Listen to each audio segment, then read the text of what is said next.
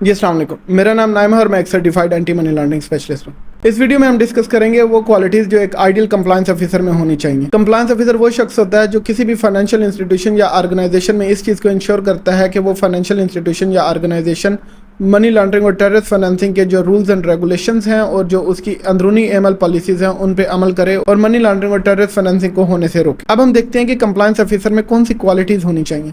एक ideal compliance officer की जो सबसे बेसिक रिक्वायरमेंट है, या किसी भी कंप्लायंस ऑफिसर की बेसिक रिक्वायरमेंट में ऑनेस्टी या ईमानदारी इसको सबसे ज़्यादा अहमियत दी जाती है। फॉर एग्जांपल, अगर किसी फाइनेंशियल इंस्टीट्यूशन में अगर कोई कस्टमर मनी लॉन्ड्रिंग कर रहा है और ये बात कंप्लायंस ऑफिसर को जो कि अल्टीमेटली पता चलती है, तो इस तरह वो कंप्लायंस ऑफिसर बजाय उस फाइनेंशियल इंस्टीट्यूशन को अब्यूज़ होने से बचाए, वो उसमें मजीद असिस्टेंस प्रोवाइड कर रहा है जिससे वो कस्टमर ज़्यादा अब्यूज़ कर रहा है उस सिस्टम को या उस फाइनेंशियल इंस्टीट्यूशन को मनी लॉन्ड्रिंग के लिए। कंप्लायंस ऑफिसर में बेहतर कम्युनिकेटिव क्वालिटीज़ होनी चाहिए जिससे वो कोई भी मैसेज वो बेहतर अंदाज से कन्वे कर सके, ताकि उसके मैसेज में कोई एम्बिग्यूटी या कोई मुबहम ना हो और जो वो मैसेज कन्वे करना चाह रहा है वो क्लियरली कन्वे हो सके। तो उसकी बेहतर कम्युनिकेटिव सलाहियतें जो हैं, चाहे वो लॉ इन्फोर्समेंट एजेंसीज़ के साथ हों या अंदरूनी तौर पे बैंक के या किसी भी फाइनेंशियल इंस्टीट्यूशन के एम्प्लॉयज़ के साथ हों, तो वो बेहतर होनी चाहिए। अगर वो बेहतर तरह से कम्युनिकेट नहीं कर पाएगा तो इससे काफ़ी रुकावटें पैदा होंगी और काफ़ी मिसअंडरस्टैंडिंग पैदा होगी, जिससे फाइनेंशियल इंस्टीट्यूशन के अब्यूज़ होने के चांसेस बढ़ जाते हैं। इसके साथ साथ कंप्लायंस ऑफिसर को डिटेल्स पे ज़्यादा तवज्जो देनी चाहिए, जिसे अटेंशन टू डिटेल्स भी कहा जाता है, ताकि कोई भी एस्पेक्ट या कोई भी पहलू किसी भी इन्वेस्टिगेशन का या किसी भी एक्टिविटी का कोई रह ना जाए। कंप्लायंस ऑफिसर की नज़र से तमाम पहलू या एस्पेक्ट्स जो हैं वो गुजरे। इसके अलावा कंप्लायंस ऑफिसर के पास एनालिटिकल स्किल्स भी होनी चाहिए, जहां पे वो डाटा को बेहतर तरह से एनालाइज कर सके और उसके ऊपर अपनी इन्वेस्टिगेशन और अपनी रिपोर्ट बना सके।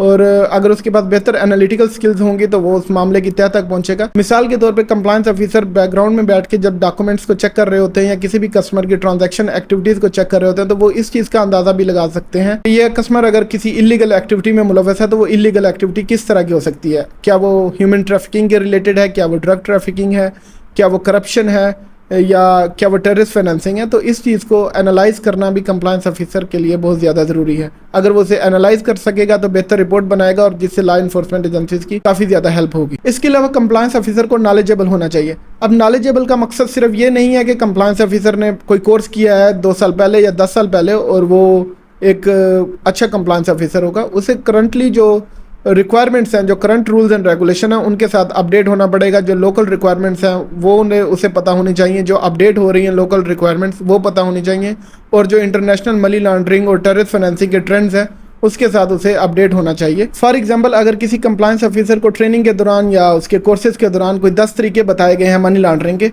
तो हो सकता है जो कस्टमर उनके पास आया है वो 11वां तरीका अप्लाई कर रहा हो।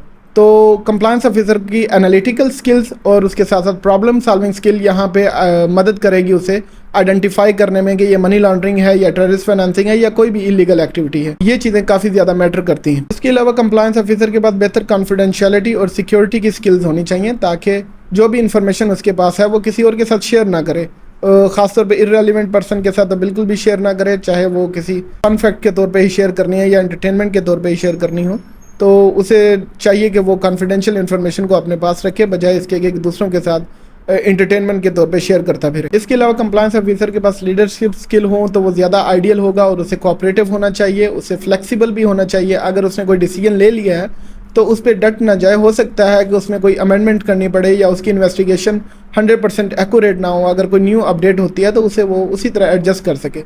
अगर वो अपनी बात पे स्ट्रिक्ट होगा तो ये ज़्यादा बेहतर तरीक़ाकार नहीं होगा। उसे फ्लेक्सिबल होना चाहिए अपनी रिपोर्ट के बारे में या अपने एनालिसिस के बारे में। और ये भी हो सकता है कि बाज़ औक़ात कंप्लायंस ऑफिसर कोई गलत डिसीजन ले लें या गलत तरह से एनालाइज कर लें, या उसका कोई दूसरा पहलू हो जिससे वो उस वक्त इग्नोर कर दिया गया या वो सामने नहीं आया। तो उसे फ्लेक्सिबल होना चाहिए अपने एनालिसिस के लिए जो उसने एनालिसिस किया है, या अगर कोई इन्वेस्टिगेशन की है तो उसके बारे में हो सकता है कि कोई न्यू अपडेट हो या कोई चीज़ या कोई पहलू जो रह गया हो पहले, उस पर स्ट्रिक्ट ना हो जाए कि जो चीज़ मैंने ऑलरेडी बता दी है वही है और उसके अलावा और कुछ नहीं है, अब उसमें कुछ और ऐड नहीं हो सकता। तो अगर कोई न्यू एस्पेक्ट मिला है या नया कोई फैक्टर उस इन्वेस्टिगेशन में आया तो कंप्लायंस ऑफिसर को उसे उसमें अपने रिपोर्ट में या अपने इन्वेस्टिगेशन में उसे शामिल करना चाहिए।